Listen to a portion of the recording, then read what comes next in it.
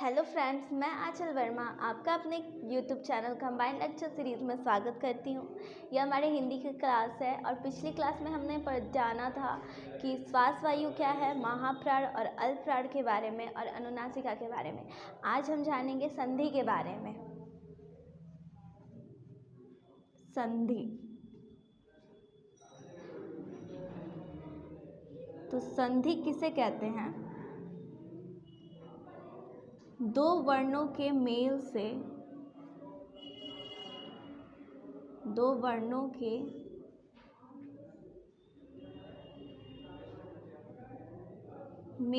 होने वाले परिवर्तन को संधि कहते हैं।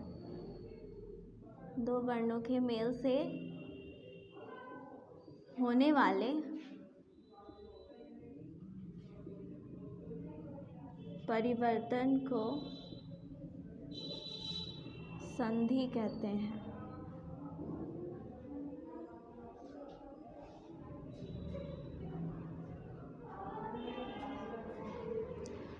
संधि किसे कहते हैं? तो दो वर्णों के मेल से होने वाले परिवर्तन को संधि कहते हैं। उदाहरण के लिए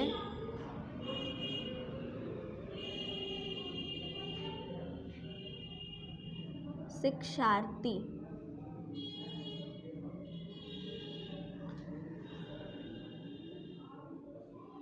इसमें शिक्षा प्लस अर्थी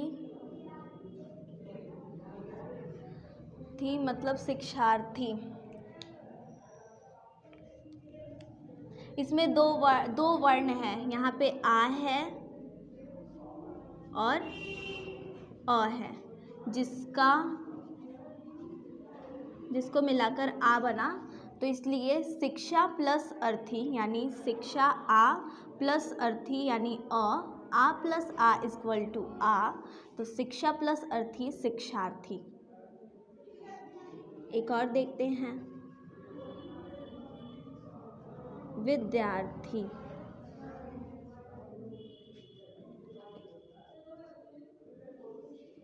विद्या प्लस अर्थी, इसमें भी दो वर्ण हैं, आ प्लस अ इक्वल टू आ।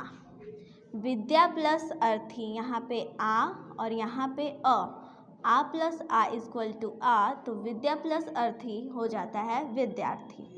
यहाँ पे संधि दो वर्णों के मेल से होने वाले परिवर्तन को संधि कहते हैं। उदाहरण के लिए हम देख सकते हैं शिक्षार्थी और विद्यार्थी को। शिक्षार्थी में शिक्षा प्लस अर्थी ये दो हैं, दो वर्ण इसमें हैं, आ और अ है, जो मिलाकर आ हुआ, और विद्यार्थी में भी आ प्लस अ है, मिलाकर आ हुआ, तो शिक्षार्थी और विद्यार्थी बन गई।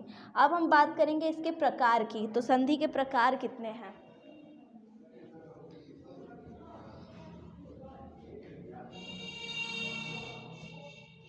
तो संधि तीन प्रकार की होती है। संधि के प्रकार तीन हैं।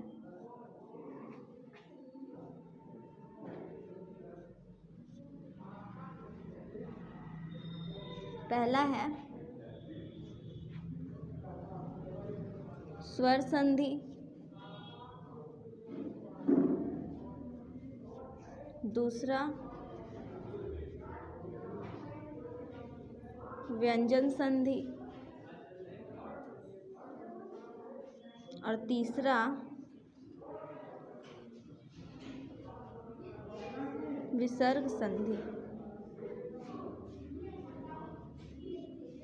संधि के प्रकार तीन हैं। पहला है स्वर संधि, दूसरा व्यंजन संधि और तीसरा विसर्ग संधि। तो आज हम जानेंगे स्वर संधि के बारे में कि स्वर संधि क्या है और उसके प्रकार क्या है।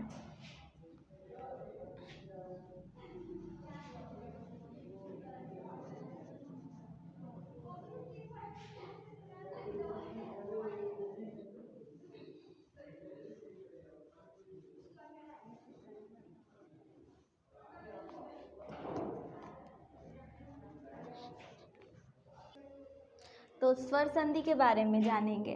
स्वर संधि किसे कहते हैं और इसके प्रकार कितने होते हैं। तो आइए जानते हैं स्वर संधि के बारे में। स्वर संधि किसे कहते हैं? तो स्वर और स्वर के बाद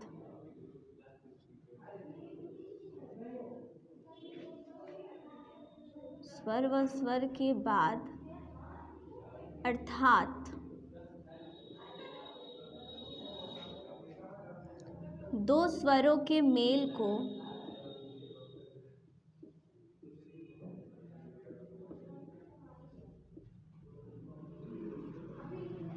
दो स्वरों के मेल से होने वाले परिवर्तन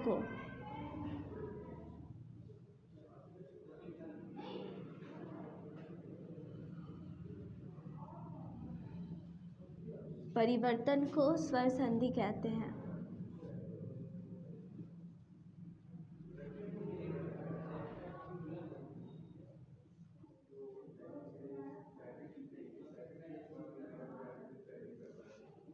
स्वर संधि से तात्पर्य है स्वर और स्वर के बाद अर्थात दो स्वरों के मेल से होने वाले परिवर्तन को स्वर संधि कहते हैं। और स्वर हम जानते हैं कि अ, आ, ई ये हमारे स्वर हैं, तो इन दोनों के मेल से जो परिवर्तन होता है उसे स्वर संधि कहते हैं। इसको कितने भाग में बांटा गया है? तो स्वर संधि को 5 भागों में बांटा गया है। कितने भागों में?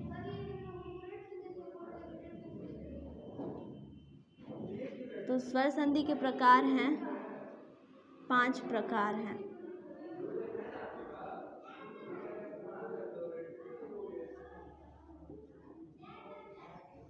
पहला है दीर्घ संधि,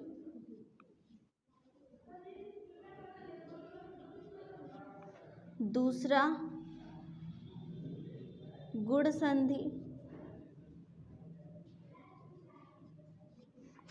तीसरा वृद्धि संधि,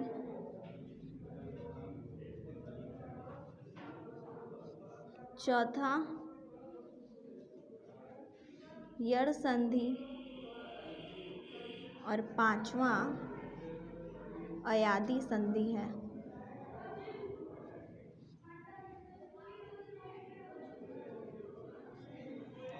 स्वर संधि स्वर और स्वर के बाद अर्थात दो स्वरों के मेल से होने वाले परिवर्तन को स्वर संधि कहते हैं। और स्वर संधि के 5 प्रकार हैं जो इस प्रकार हैं। पहला है दीर्घ संधि, दूसरा है गुण संधि, तीसरा वृद्धि संधि, चौथा यड़ संधि और 5वां अयादि संधि। और आज हम जानेंगे दीर्घ संधि के बारे में कि दीर्घ संधि क्या है और इसके कितने नियम हैं।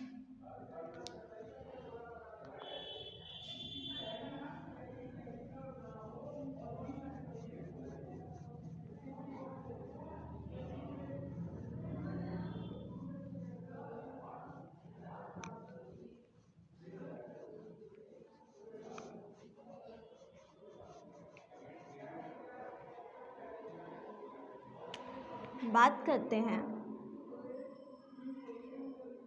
दीर्घ संधि की।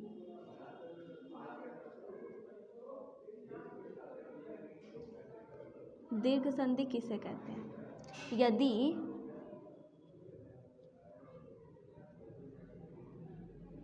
अ, आ, छोटी ई, बड़ी ई, छोटा ऊ, बड़ा ऊ के बाद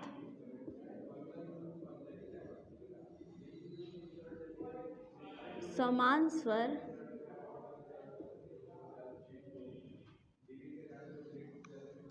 आए तो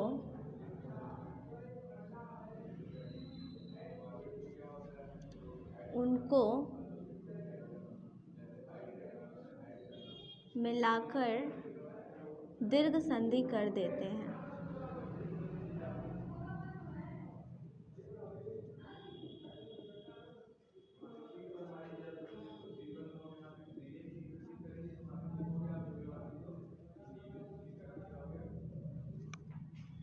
दीर्घ संधि यदि अ, आ, छोटी ई, बड़ी ई, छोटा ऊ, बड़ा ऊ के बाद समान स्वर आए तो उनको मिलाकर दीर्घ संधि कर देते हैं। और दीर्घ संधि कौन कौन से हैं?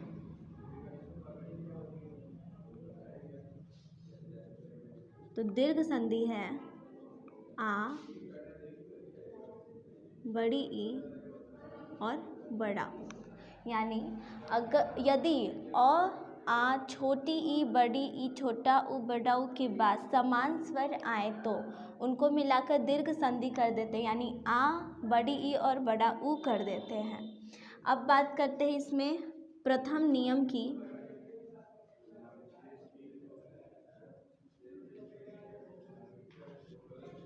तो उसमें अ प्लस आ बराबर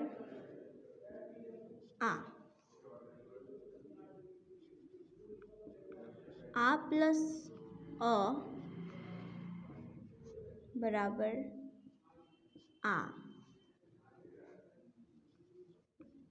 आ प्लस आ बराबर आ। मतलब जिसका प्रथम नियम है उसमें है अ प्लस आ अगर आते हैं वर्ण तो उसको मिलाकर आ कर देंगे, और आ प्लस अ आता है तो वो आ हो जाएगा, और आ प्लस आ आएगा तो भी वो आ हो जाएगा। देखते हैं उदाहरण।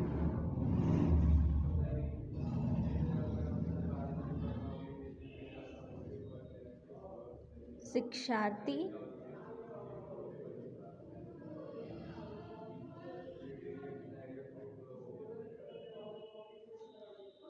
विद्यार्थी,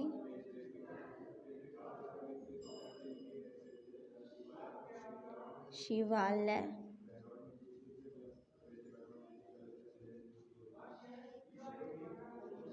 महात्मा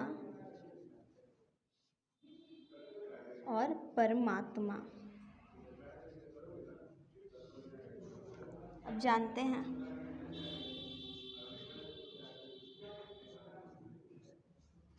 तो शिक्षार्थी है, इसमें है शिक्षा प्लस अर्थी, अर्थात आ प्लस अ बराबर आ। विद्यार्थी,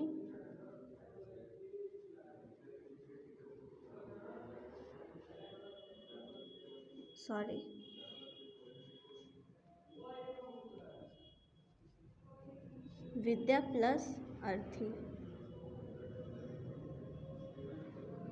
इसमें आ प्लस अ बराबर आ। शिवालय, शिव प्लस आलय, इसमें अ प्लस आ इक्वल टू आ। महात्मा, महाधन आत्मा, इसमें आ प्लस आ इक्वल टू आ। परमात्मा में भी वही, परम धन आत्मा, अ प्लस आ इक्वल टू आ। तो इसमें जो प्रथम नियम है उसमें हमने जाना अ प्लस आ बराबर आ हो जाता है, आ प्लस अ भी आ हो जाता है, और आ प्लस आ भी आ होता है। उदाहरण के लिए शिक्षार्थी है, यह हमारा है, तो इसमें शिक्षा प्लस अर्थी, तो इसमें दो वर्ण हैं जो है आ और अ, जो आ हो गया। विद्यार्थी में भी विद्या प्लस अर्थी, इसमें भी आ और अ है जो आ हो गया, यहाँ पे हमने देख रहे हैं। शिवालय में शिव प्लस आलय, इसमें अ और आ हो जाता है। और महात्मा में महाधन आत्मा, इसमें आ प्लस आ हो गया। और परमात्मा में परम धन आत्मा, इसमें अ प्लस आ इक्वल टू आ। तो हम समझ सकते हैं दीर्घ संधि के प्रथम नियम के बारे में। अब जानेंगे द्वितीय नियम इसका क्या है।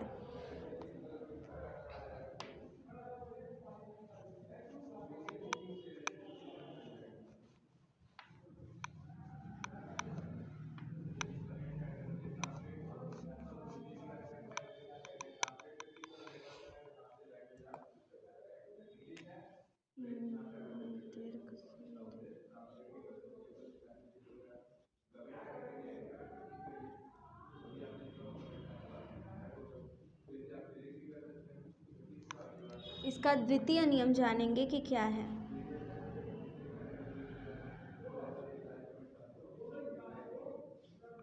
द्वितीय नियम, इसमें छोटी ई प्लस बड़ी ई,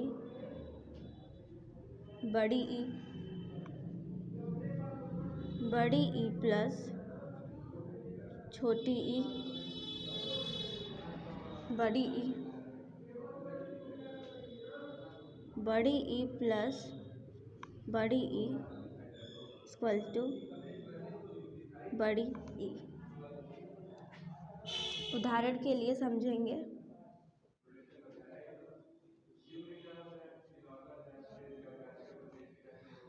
द्वितीय नियम में इसमें छोटी ई प्लस बड़ी ई मिलाकर बड़ी ई बनती है, और बड़ी ई प्लस छोटी ई मिलाकर बड़ी ई, और बड़ी ई प्लस बड़ी ई मिलाकर भी बड़ी ई बनेगी। उदाहरण के लिए समझेंगे कि कैसे हम उदाहरण के द्वारा जान सकते हैं। तो हम उदाहरण जानते हैं, द्वितीय नियम का उदाहरण क्या क्या हो सकता है। तो हरीश, गिरीश और कपीश।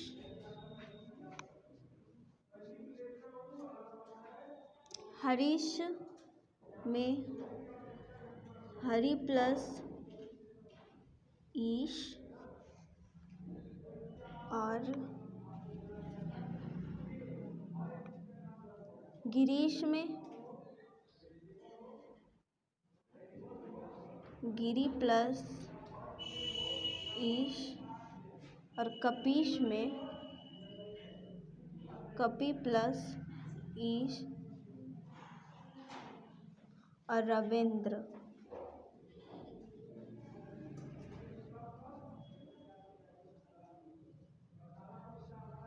रवि प्लस इंद्र। हरीश में छोटी ई प्लस बड़ी ई इक्वल टू बड़ी ई, और गिरीश में छोटी ई बड़ी ई इक्वल टू बड़ी ई। कपीश में छोटी ई बड़ी ई इक्वल टू बड़ी ई, और रविंद्र में छोटी ई प्लस छोटी ई इक्वल टू बड़ी ई। तो द्वितीय नियम में हमने जाना छोटी ई प्लस बड़ी ई इक्वल टू बड़ी ई होता है, और बड़ी ई प्लस छोटी ई इक्वल टू बड़ी ई, और बड़ी ई प्लस बड़ी ई इक्वल टू भी बड़ी ई। उदाहरण में हरीश है, इसमें हरी प्लस ईश इक्वल टू हरीश होगा, जिसमें ई प्लस मतलब छोटी ई प्लस बड़ी ई इक्वल टू बड़ी ई। गिरीश में छोटी ई प्लस ई इक्वल टू बड़ी ई, और कपीश में छोटी ई प्लस बड़ी ई इक्वल टू बड़ी ई, और रविंद्र में छोटी ई प्लस छोटी ई इक्वल टू बड़ी ई हो जाता है। अब जानेंगे तृतीय नियम के बारे में।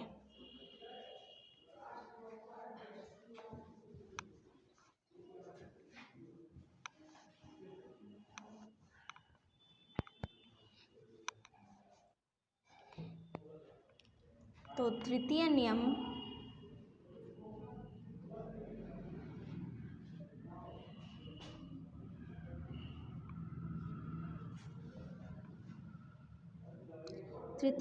नियम में छोटा ऊ प्लस बड़ा ऊ इक्वल टू बड़ा ऊ, बड़ा ऊ प्लस छोटा ऊ इक्वल टू भी बड़ा ऊ, और बड़ा ऊ प्लस बड़ा ऊ इक्वल टू बड़ा ऊ। उदाहरण देखेंगे हम इसका। उदाहरण द्वारा इसे और भी अच्छे से समझने की कोशिश करेंगे। तो आइए उदाहरण देखते हैं। तो इसमें पहला है गुरुपदेश,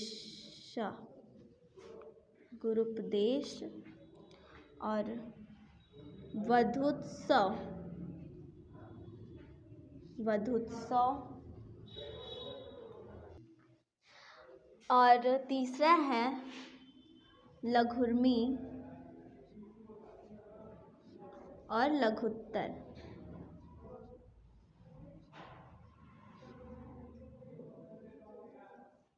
गुरूपदेश में गुरु प्लस उपदेश, वधूत्सव में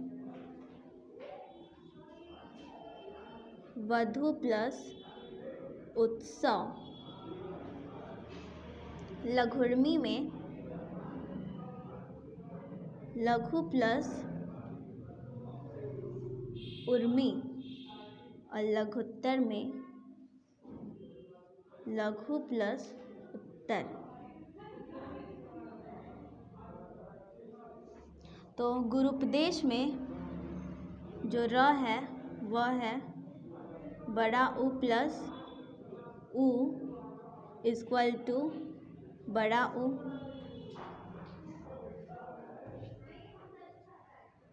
वधु में बड़ा ऊ प्लस छोटा ऊ इक्वल टू बड़ा ऊ। लघुर्मी में छोटा ऊ प्लस छोटा ऊ इक्वल टू बड़ा ऊ। और लघुत्तर में छोटा ऊ प्लस छोटा ऊ इक्वल टू बड़ा ऊ। तो तृतीय नियम में ऊ प्लस बड़ा ऊ इक्वल टू बड़ा ऊ प्लस छोटा ऊ इक्वल टू बड़ा ऊ और बड़ा ऊ प्लस बड़ा ऊ इक्वल टू बड़ा ऊ होता है। उदाहरण द्वारा हम समझेंगे गुरूपदेश। तो इसमें जो गुरूपदेश है इसमें र में बड़ा ऊ है और यह छोटा ऊ है जो मिलकर बड़ा ऊ बन जाता है। और वधूत्सव में वधु प्लस उत्सव, इसमें बड़ा ऊ प्लस छोटा ऊ इक्वल टू बड़ा ऊ। और लघुर्मी में छोटा ऊ प्लस छोटा ऊ इक्वल टू बड़ा ऊ। और लघुत्तर में लघु प्लस उत्तर, इसमें भी छोटा ऊ प्लस छोटा ऊ इक्वल टू बड़ा ऊ। अब जानेंगे यहाँ पे छोटा ऊ और छोटा ऊ मिलकर कैसे बड़ा हुआ। तो हमने देखा था दीर्घ संधि में यदि अ और आ छोटी ई बड़ी ई छोटा ऊ बड़ा ऊ के बाद समान स्वर आए तो, यानी कि इसमें ऊ है, ऊ के बाद वही स्वर समान स्वर यानी कि यही स्वर प्लस में मतलब आए तो, जैसे यहाँ पे आया है ऊ प्लस ऊ समान स्वर आए हैं तो उनको मिलाकर दीर्घ संधि कर देते हैं। और दीर्घ संधि है आप आ और बड़ी ई बड़ा ऊ, तो इन दोनों को मिलाकर हम बड़ा ऊ कर देते हैं। तो इसलिए यहाँ पर बड़ा ऊ होगा तो यहाँ पे बड़ा ऊ लगाएंगे। तो आज हमने जाना संधि के बारे में और उसके प्रकार के क्या क्या होते हैं, दीर्घ संधि के बारे में और स्वर संधि के बारे में और उसके नियम के बारे में। तो आज के लिए बस इतना ही। अगर आपको समझ में नहीं आया हो तो आप कमेंट कर सकते हैं। तब तक के लिए bye bye and thank you.